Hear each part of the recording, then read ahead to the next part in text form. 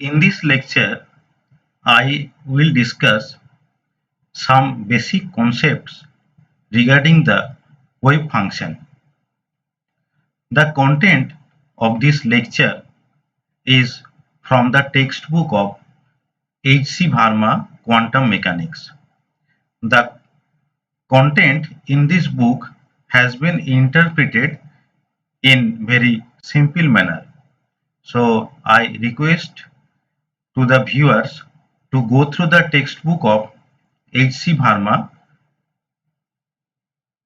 for detailed understanding regarding the concept of wave function. Now we know that photon or electron, they both have wave-like property as well as particle-like property. In both cases, like it may be photon or maybe electron, they can be treated as a particle, and these particle, that is photons or electrons, interacts with other materials as a particle, but the probability of its being found at a place is governed by the wave that always accompanies the object. The situation with electron is different from that with photon in one aspect. I will discuss about this fact, that is the wave nature associated with the photon and the wave nature associated with the electron is somewhat different, although both of these particles has wave-like properties, but the point is that the wave-like properties is not exactly similar in case of photon and electron. The wave associated with a photon, as described in this textbook or in other textbooks, is electromagnetic wave, and we know about electromagnetic wave. This wave is described in terms of electric field and magnetic field which one can visualize. So the wave associated with the photon is described in terms of electromagnetic wave, and the electric field or magnetic field that we can feel, and these fields exert force on a particle and so on. But the wave quantity associated with an electron or a material particle is very abstract and does not correspond to any measurable physical quantity. So the difference is that the wave properties associated with electron or similar material particles is abstract in nature. We cannot visualize, or that cannot be measured.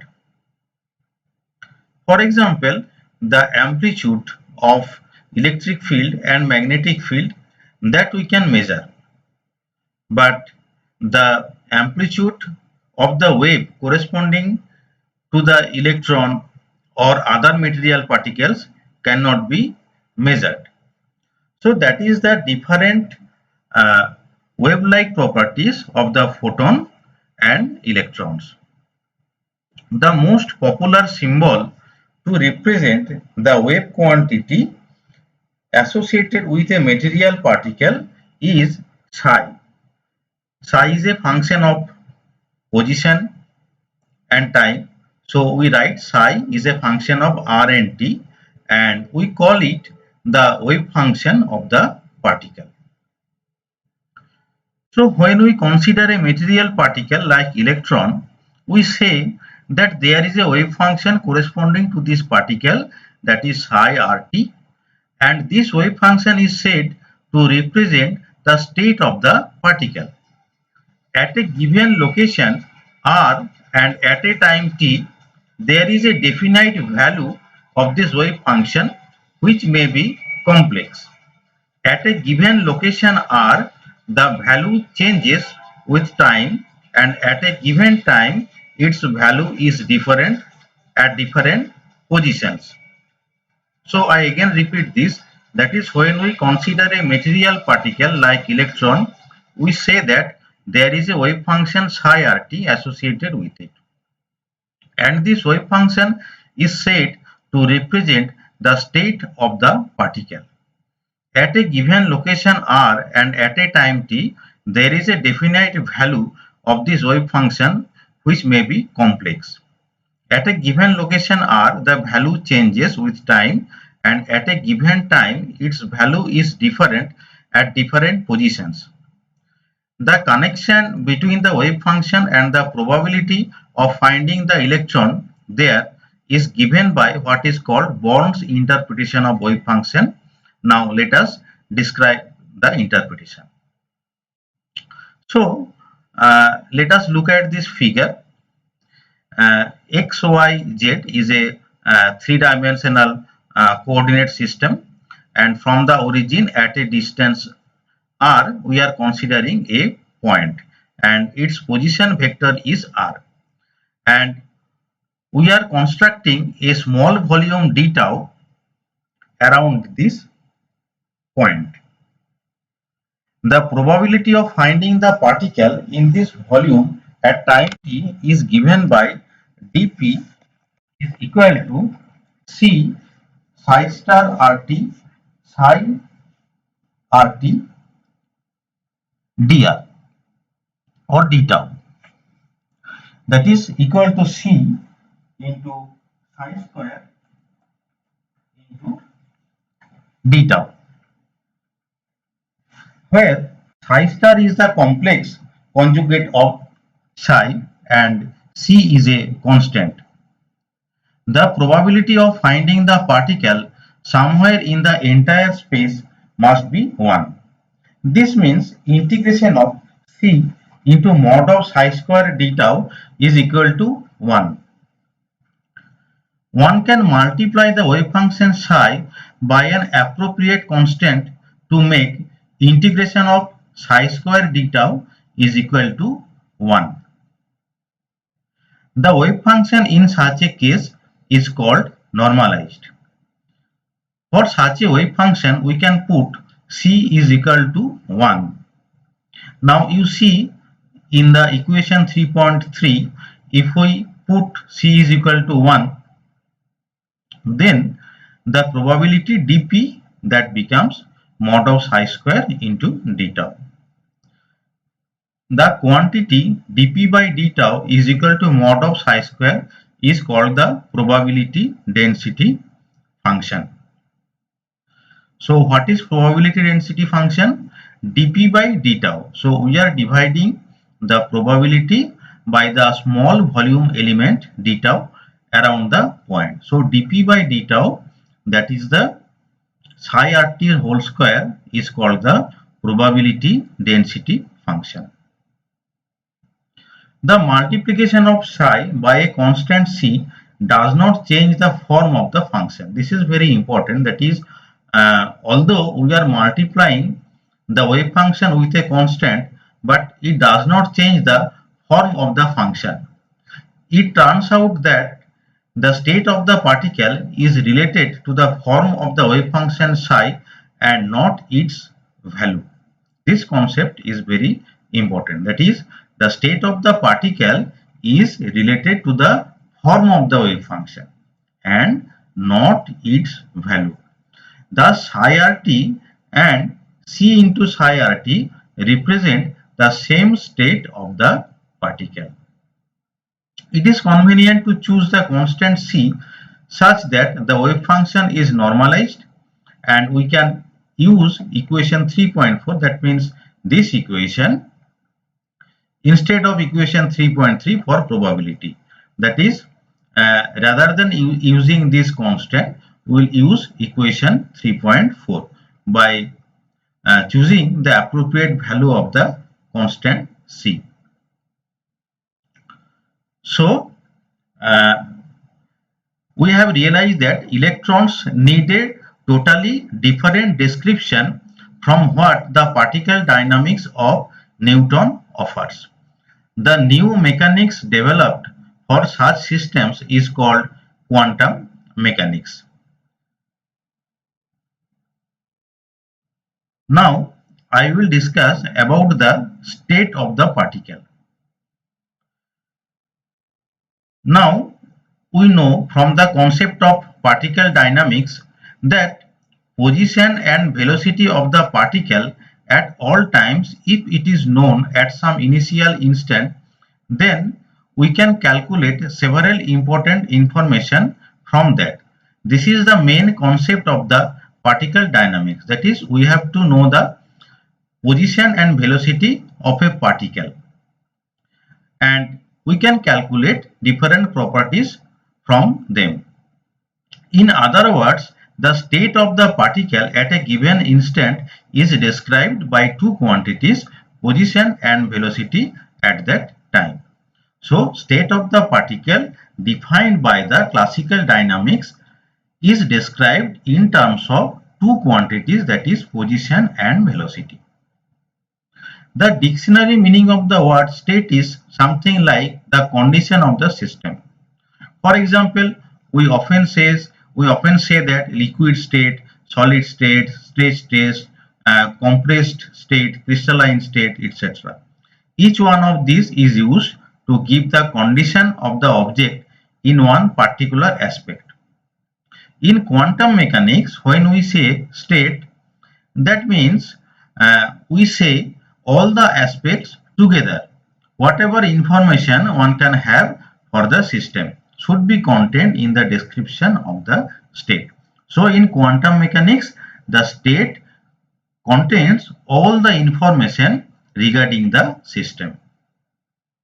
So if I say that I know the state of the system at an instant, that means I know everything about the system at that instant that it is possible to know. So every information is contained in its quantum mechanical state. For quantum system of a single particle, the information about the position at time t is contained in its wave function psi xt. So all the information is contained in the wave function psi xt. At a given time t, there may not be a definite position of the particle, as the particle may be found at various positions with probabilities proportional to mod of psi square. So the particles may be found at different position, and with what probabilities? The probability proportional to mod of psi square. But to know anything about its position at a time t, we should know its wave function psi at time t. So the point is that this particular thing is very important, that is, in quantum mechanics there may not be a definite position of the particle, as the particle may be found at different position. Suppose you know the wave function for a particle, this wave function is psi. Now what is the probability of finding the particle? That is mod of psi xt whole square. But there may not be definite position of the particle because it may be located at different position, and its value is mod of psi square.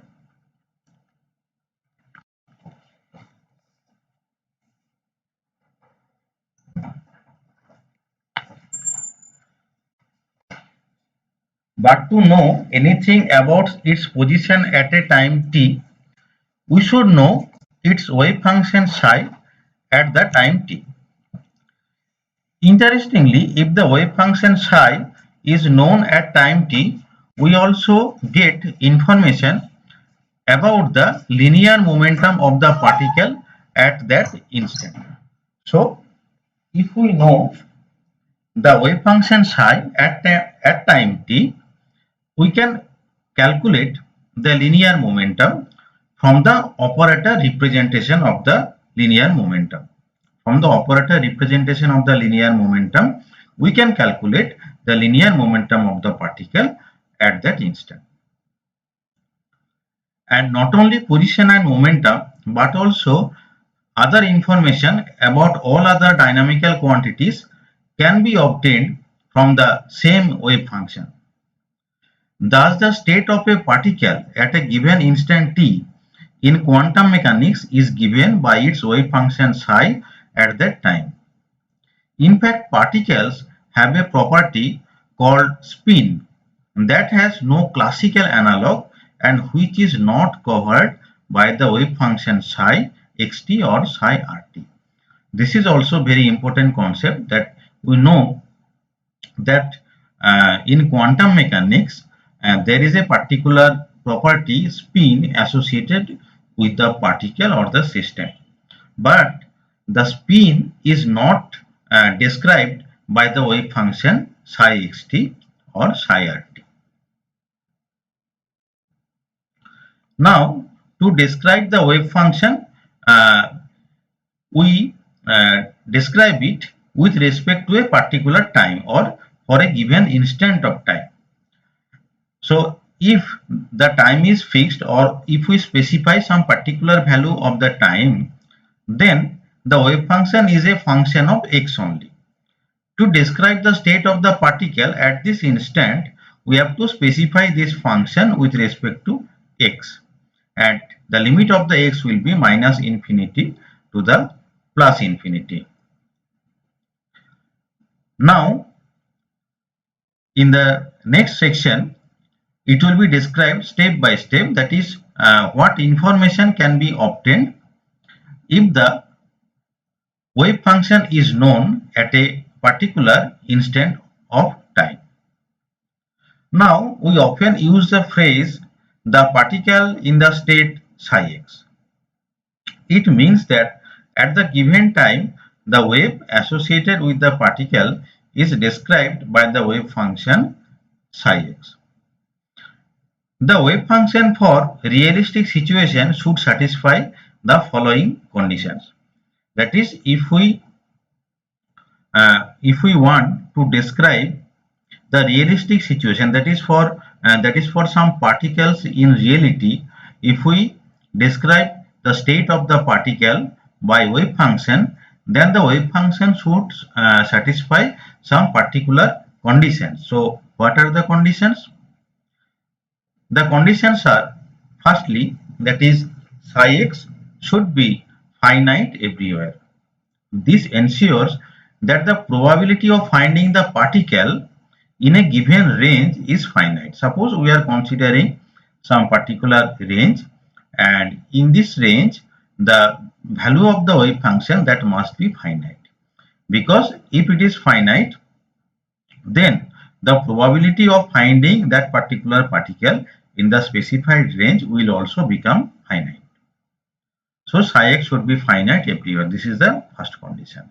Second condition is this, that is psi x should be square integrable. Square integrable means, suppose we are specifying the range minus infinity to plus infinity or x1 to x2, whatever it is. So, minus infinity to plus infinity psi x whole square dx, that should be finite. This ensures that you can normalize the wave function, making this integral 1. So, the probability of finding the particle somewhere in the whole space should be 1. So, this is the meaning of the square integrable. That means we can normalize the wave function so that the probability of finding the particle somewhere in the whole space should be 1. That is, we can definitely we are able to find that particle definitely, and that should be 1. And lastly, that is psi x should be continuous everywhere. These conditions must be satisfied because mod of psi x whole square represents the probability density. So these are the conditions that should be satisfied by the wave function. Now we will discuss about abstract state and the wave function. The state of a particle in quantum mechanics is one quantity which everyone can enjoy, because the wave function psi x is only one way to represent the state. So we can represent the state of a particle in terms of the wave function. This particular representation is called position representation. Why position? Because you see that psi x means we are interpreting psi in terms of position. We have assumed that that is time is fixed, or we are specifying wave function at a particular instant of time. There are other ways too to represent this state, and it is not necessary to have a representation of the state at all, and we can keep working with the abstract notion of the state. That is, although we are implementing a abstract notion for the state, but from this abstract notion we can calculate several properties. Dirac, who contributed a lot in the formulation and development of quantum mechanics, introduced a special symbol. This symbol is known as Ket symbol for the abstract state. That is, apart from the psi x representation, there is another representation, that is Ket symbol. This is also used to describe the abstract state. An identifying symbol is written inside the Ket symbol, such as psi. Psi has been written inside the Ket symbol to denote a particular abstract state. It is like Nirakar Brahma or Sakar Brahma. Those who practice advanced spiritualism say that God is abstract and has no shape. But for a common man, it is easier to work with various representation of God, such as Vishnu or Shankar or Hanuman or Saraswati. So this is like that. That is, abstract psi means Nirakar Brahma. Now we will discuss about Dirac delta function. We can describe the wave function in terms of the Dirac delta function, but this is for only unrealistic or ideal situation. Let us imagine a situation where the position of a particle at t equal to 0 is known to be x is equal to x0 with a mathematically precise meaning. That means the particle is at a point, and point as defined in geometry having 0 length, 0 breadth and 0 height, but a definite location. So the position of the particle at t equal to 0 is at x is equal to x0, and we are precisely defining the position, and we are assuming the particle is a point. So what is point? Point has 0 length, 0 breadth and 0 height. Now we all know that the situation which we are saying is not realistic at all. It is an ideal situation, but it is not realistic situation. Any experiment on position measurement gives a range, however small. X plus minus delta x is the result. So there definitely should be some range. If we want to measure the position of a particle, so we have to give some range to define the position. But let us assume there is an ideal position measurement experiment which gives a precise value of the position with zero uncertainty. This is an imaginary experiment. A proton, an electron, a hydrogen atom or any other particle always has some size as measured in an experiment. But just imagine that the particle under consideration at t equal to 0 is known to be at a single point x is equal to x0. The wave function of the particle in such a state should be 0 everywhere except at x is equal to x0, because as the particle is precisely at x is equal to x0, then the wave function must be 0 everywhere apart from the point x is equal to x0. Also, the probability density dp by dx should be infinity at x is equal to x0. Why? Because dp is equal to 1, whereas dx is equal to 0. Probability density is dp by dx, but here dx is equal to 0. So probability density is infinite. Such a wave function can be written psi x is equal to a into delta x minus x0. So in this particular ideal situation, the wave function can be described with the help of Dirac delta function. So delta x minus x0 is a Dirac delta function centered at x0. Dirac delta function is also simply called delta function. Now there are some particular properties of the delta function which may be demonstrated. So delta x minus x0 is equal to 0 if x is not equal to x0, and it becomes infinity if x is equal to x0. But this is not the complete description of the delta function. We know infinity is not a fixed number.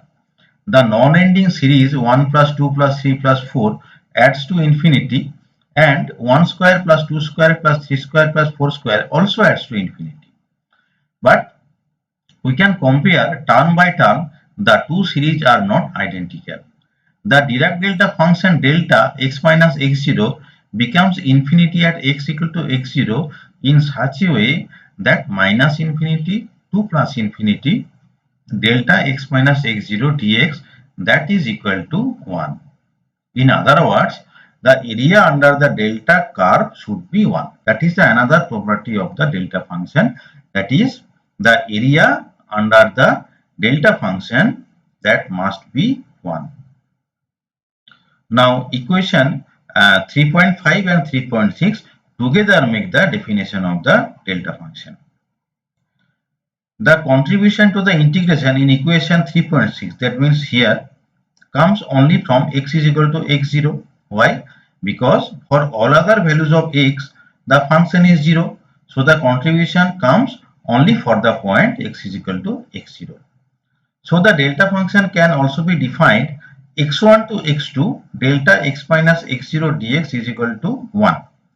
If x0 is included in the range of integration, that is x1 to x2. So x0 is a point which is in between x1 and x2. So as the contribution comes only for the point x is equal to x0, so we need not consider the full range. That is why here the range has been changed. It has been given x1 to x2, and x0 is a point which is in between x1 to x2. And for other cases, the integration will give 0 as x0 is not included there. Delta function may be visualized as a limit of more familiar fashion. Think of a rectangular function. Fx is equal to 0.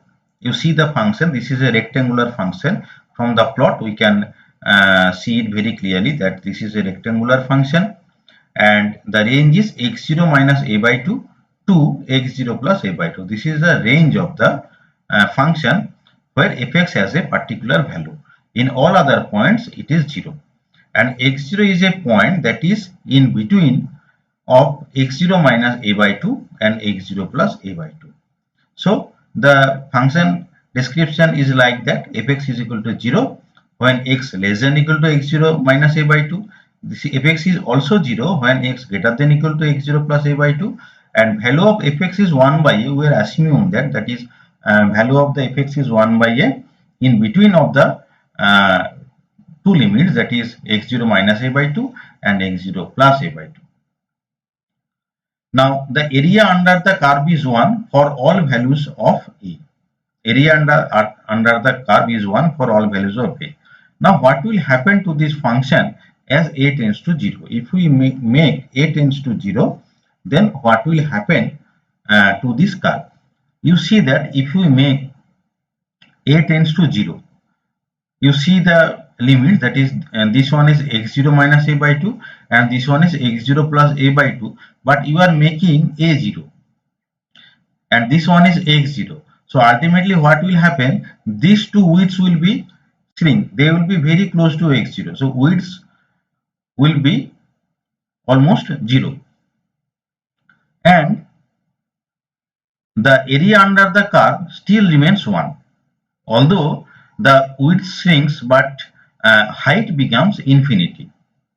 and the area under the curve still remains 1. Thus, this rectangular function becomes Dirac delta function in the limit a tends to 0. So, this is another representation of the delta function. We have visualized the delta function in terms of the rectangular function. Another property of the delta function is delta x equal to 1 by 2 pi minus infinity to plus infinity e to the power I k x dk. This is another representation of the delta function. And consider the integration minus infinity to plus infinity fx delta x minus x0 dx, where fx that may be any function of x which is continuous at x is equal to x0, and contribution comes only for the point x is equal to x0.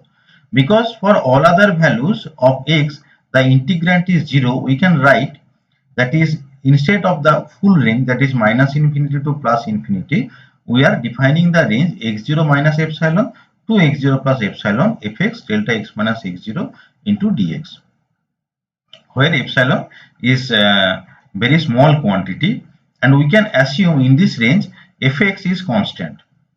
Fx is constant at the value fx0. We are assuming that as the range is very small, so we are assuming the function is constant and its value is fx0. So we can take fx0 outside of the integration, and this will become fx0 x0 minus epsilon to x0 plus epsilon delta x minus x0 dx, and that will be equal to fx0. So minus infinity to plus infinity fx delta x minus x0 dx, that is equal to fx0.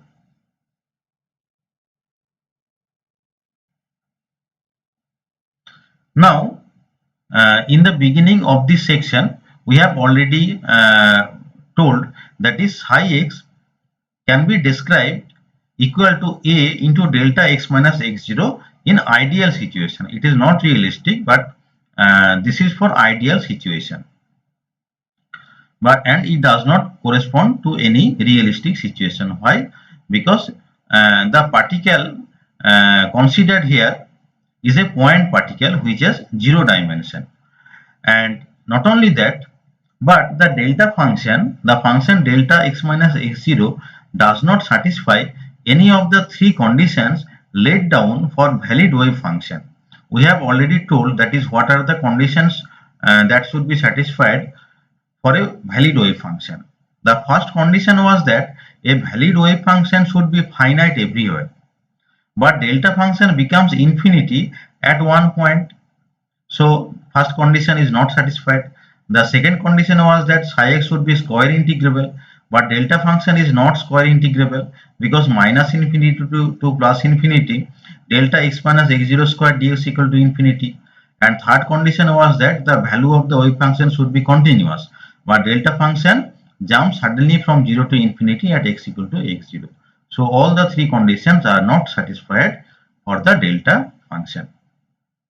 So all this tells that we cannot have a state of a particle in which its position is precisely known. This is the conclusion. We have described an ideal situation or imaginary situation, but we cannot describe a particle with a precise position. Delta function is not a realistic wave function, but this delta function do form a very useful basis to discuss more realistic function. That is why delta function is important. But in reality, we cannot use the delta function description of the wave function. Now, one more important concept regarding the delta function, that is, if we see equation 3.6, let us see it again. Equation 3.6. Equation 3.6 is that minus infinity to plus infinity delta of x minus x0 dx is equal to 1. So this is delta function which is a dimensionless quantity, and this is dx. Dx is length. This is all about equation 3.6. Now from the equation 3.6 we can say that is delta x minus x0 that should have dimension of length inverse, because delta x minus x0 into dx is equal to 1. As dx has a dimension of length, that is why delta function should have dimension of length inverse, as psi x whole square dx represents a probability. It is a dimensionless number because psi x whole square dx is what? It is a probability. So ultimately the whole thing, that is psi x whole square dx, that should be a dimensionless number. So the wave function psi x must have the dimension of length to the power minus half, because the total thing is a dimensionless quantity. But this dx means this is length. So psi x whole square dx, that is the probability, and it is dimensionless. So the wave function psi x, that should have dimension of length to the power minus half. This is very important concept, that is what is the dimension of the wave function. So dimension of the wave function is length to the power minus half. If we wish to write a wave function representing a particle in a definite position state, then we can write psi x is equal to a into delta x minus x0. That is, this is valid when we can precisely define the position of a state. And here a has the dimension of length to the power half. So from the above consideration, that is, we have assumed that is psi x, the dimension of psi x is length to the power minus half, and dimension of delta is length to the power minus 1, and from those results we can say that a has dimension of length to the power half. So this is whatever the dimensions of different quantity regarding the delta function.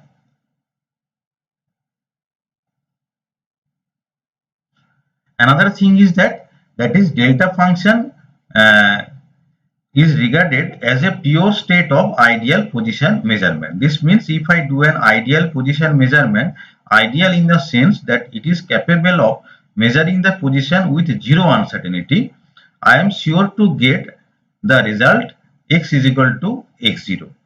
So this is an ideal position measurement with zero uncertainty, and we are sure to get the result of the position measurement at the position x is equal to x0. So this is said in this way, that is this describes a pure state of ideal position measurement. Apart from the delta function representation of the wave function, there is another unrealistic but important wave function concept, that is wave function is sometimes described in terms of plane waves. But the point is that this is also the unrealistic situation. So Dirac delta function represents the state of a particle for which position is precisely known, that is at x is equal to x0 at the time t equal to 0. Now we can consider the state of the particle in which its linear momentum is precisely known, that is p is equal to p0 at the time t is equal to 0. If p0 is positive, the particle is moving in the positive x direction, and if it is negative, the particle is moving in the negative x direction. So once again, any realistic measurement of linear momentum gives the value of momentum with some uncertainty. So if we measure the linear momentum in reality, definitely there will be some uncertainty, and momentum can be measured in the range p0 plus minus delta p. But we imagine an ideal momentum measurement which gives precisely one value of the momentum with zero uncertainty. Now let us see what would be the wave function of a particle whose linear momentum is precisely known to be p0. We know how do we define de Broglie wavelength. If a particle has momentum p0, the wavelength according to de Broglie's principle will be lambda is equal to h by p0, and p0 has a precise value, so lambda must also have a precise value. So the wave is strictly monochromatic, that is, wave has a single wavelength. The wave function must have a perfect periodicity. It must repeat its value after every lambda on the x-axis in the entire range x is equal to minus infinity to plus infinity. The wave function in such a case turns out to be psi x is equal to a into e to the power I by h cut p0 x. So if the wave function satisfy this condition, that at that case the wave function may be represented in this manner. Now there is some complication regarding this equation. You see that there is imaginary number I in this equation. So we cannot plot this equation. This is the difficulty. So graphical assistance is limited dealing with such type of wave function. Now you may say that we can also use, that is, real value of the wave function. So for example, a cos p0 by h cut x to represent the wave function of the particle with momentum p0. This also has a perfect periodicity. But we cannot interpret the wave function with the real valued function. What is the problem? Because you see, a cos p0 by h cut x represents the wave function of the particle with momentum p0. Then what would be the wave function for the state with linear momentum minus p0? It would be a cos minus of p0 by h cut into x is equal to again a cos p0 by h cut into x. So what happened, that is, the wave function for the state with momentum p0 and minus p0 will be the same, and which must be wrong. So different states of the particle must correspond to different wave function, not the single wave function. So this is the problem regarding the real valued representation of the wave function.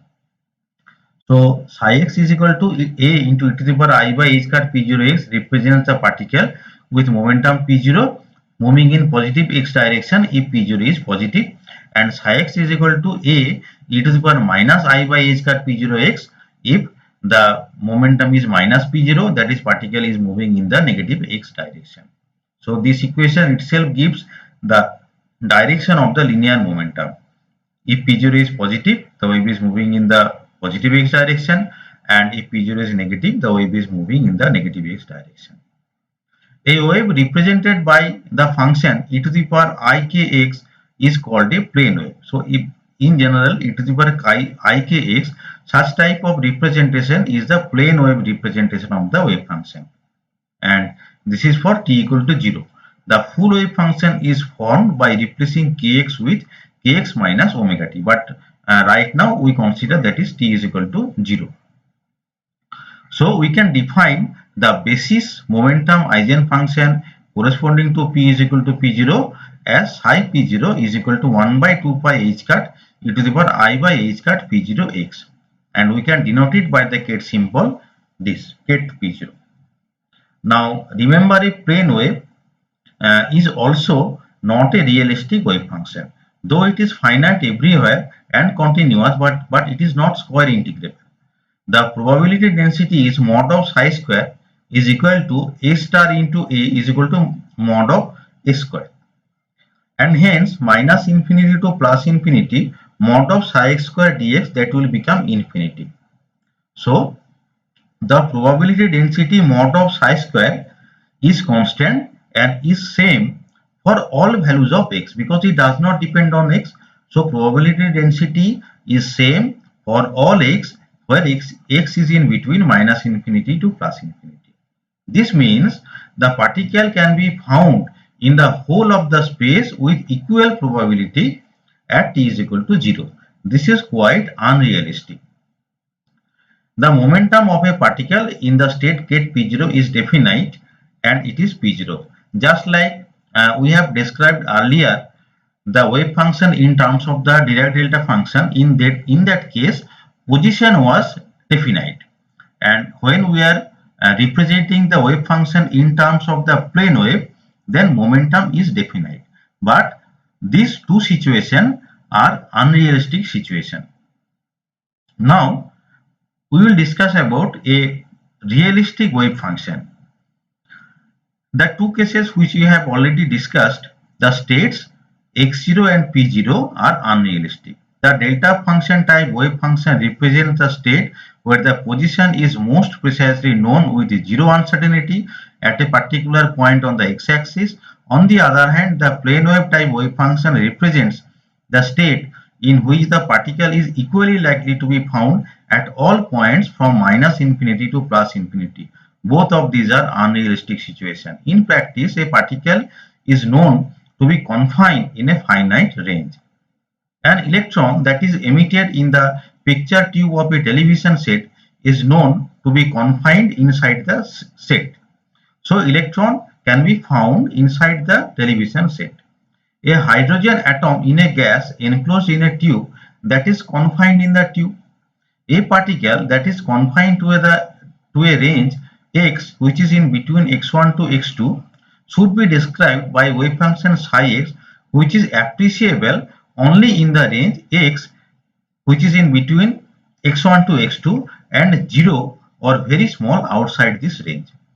So psi x should be appreciable in the range from x1 to x2, and psi x should be either 0 or very small outside the range specified by x1 to x2. So this is the figure here. This is the wave pattern representation of the wave function. You see that between x1 to x2, the value of psi x is appreciable, but excluding this range, that is, if it is less than x1 or if it is greater than x2, then psi x is 0. So this is the realistic representation of the wave function. Such a wave function is called a wave packet. So this is some important concepts regarding the wave function. For further understanding, I request all the viewers to go through the textbook written by H.C. Verma very carefully. And I thank you all for listening this lecture.